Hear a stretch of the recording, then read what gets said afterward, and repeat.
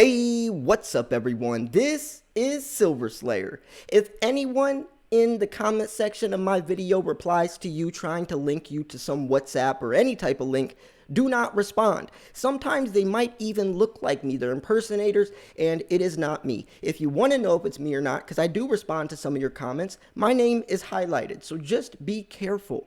Now, I have an incredible video for you guys and gals today.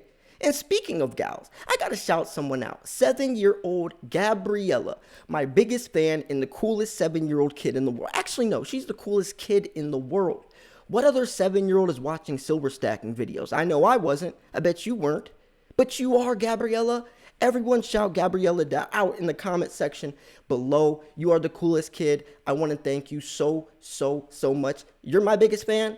But I'm your biggest fan. I mean, that is so cool that you are already watching silver stacking videos. I also want to shout out her dad, Noel Korea, and his wife, Pamela. Coolest family ever. I have a 1-year-old daughter, and I hope she turns out to be as cool as you. So everyone, shout out Gabriella. She's definitely the star of this video today. Now, long-term versus short-term stacking. Very hard question or a hard topic to talk about, because I have to generalize it. Some of you are long-term stackers, some of you are medium-term stackers, some of you are short-term stackers, but who's to say what long, medium, or short-term is?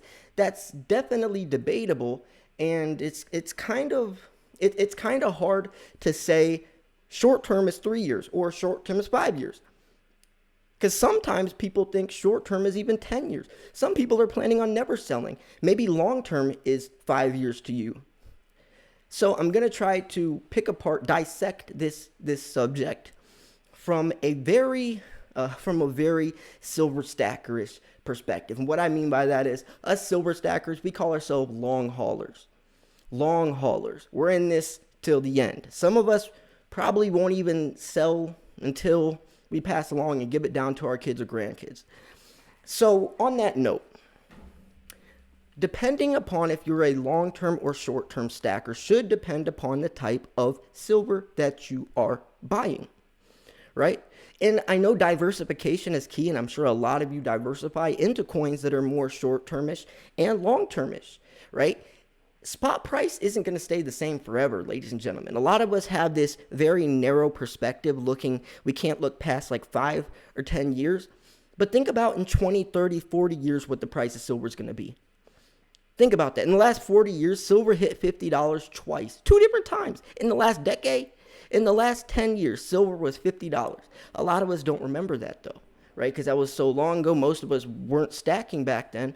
You know, from our point forwards, we get desensitized to these prices, and it's important to think outside of the box. It's important to think about the bigger picture, because then you get a deeper sense of reality of what the markets are doing.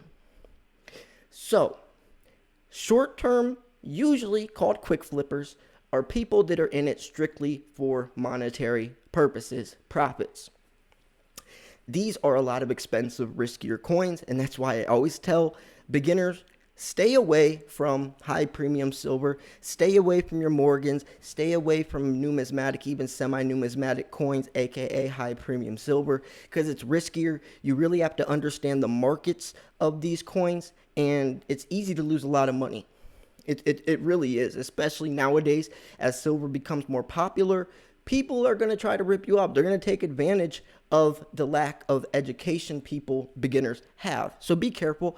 That's why I always say buy from places like APMEX, JM Bullion, Modern Coin Mart, Provident Metals, SD Bullion, the top 5, or go to your local coin shop. But you should only be buying, I can't say you should, but I recommend only buying American Eagles, Canadian Maple Leafs, even some generic rounds, Sunshine Mint bars, stuff like that. It's very liquid, easy to sell, right? Because at the end of the day, selling isn't as easy as buying. It's so easy to go on APMEX and buy some silver, but selling is a whole different ball game. And if you have harder coins to sell, which are numismatic, semi-numismatic, then it's very stressful, overwhelming. And if you don't know how to sell, then you could lose a lot of money. But if you buy American Eagles and Maple Leafs and coins like that, you could just go to your local coin shop, dump it on the table when spot price rises and make your money, So diversification also protects you from spot price, though. And what do I mean by protecting myself from spot price, Silver Slayer? I mean this. Your American Eagles are pegged to spot price. So in 20 years, let's say you have 20 ounces of silver, or let's say you have $500 in American Eagles. In 20 years, if spot price is still this price, then you still only have $500 in American Eagles, because American Eagles are pegged to spot price. So if spot price doesn't change in 20 years, then your stack literally hasn't changed in value either. That's why you need high premium silver. Now, the chance of spot price staying the same in 20 years is very unlikely, but still you need coins that also appreciate on top of spot price while you have your bullion that's liquid. See where I'm getting at? You really want to plant seeds and diversify, so no matter what happens, your stack is profitable. Now, the best case scenario is having American Eagles, very bullish coins and bullion, so regardless of what happens, you are protected. Build a foundation. I just made a video earlier today talking about is 100 ounces of silver enough? And that's a great question to ask. And those first 100 ounces, I recommend, is all American Eagles. It's like building a house. If the house has a strong foundation, it's gonna last. But if that house has a weak foundation, the house could crumble. If you only have a whole bunch of pandas and a whole bunch of numismatic coins, it's very hard to build a foundation off of that, because you have to look for someone who's willing to pay that exact price for that coin. And a lot of times it might not be that way. I could go on eBay and list one of my most expensive coins for X amount of dollars, but if no one's willing to pay that price, is that coin really worth that much? No. But American Eagles, you always know what the price is. You can get those off. American Eagles are so easy to sell. It's so easy to sell. It's like trying to sell ice cream in the summer. It really is. Anyone is willing to buy American Eagles. But when you have higher premium silver, you narrow your potential buyer down to only people that are looking for that specific coin, or that stack high premium, or someone who's willing to have or to pay that much money, which isn't always the case. But everyone buys American Eagles. So you got to think about that type of stuff. When I go on APMEX, I think about how I could sell the coin before I even buy it. I really do. I truly, genuinely do. So long-term stackers, hodlers, we understand that silver price is going to rise, the spot price. So we stack a lot of bullion. Short-termers don't stack bullion. You want to know why? Because spot price, especially for precious metals, doesn't rise that fast. It's not Bitcoin. It's not stock. It's not the Tesla stock. It's not Amazon, right? Spot price for silver could only rise maybe 5% in 5 years, and that would be normal. So if you're a short-term, if you're a quick flipper, then American Eagles, coins pegged to spot price doesn't make sense. But Panda, some of these other coins that appreciate yearly, that makes more sense, right? Makes a lot more sense.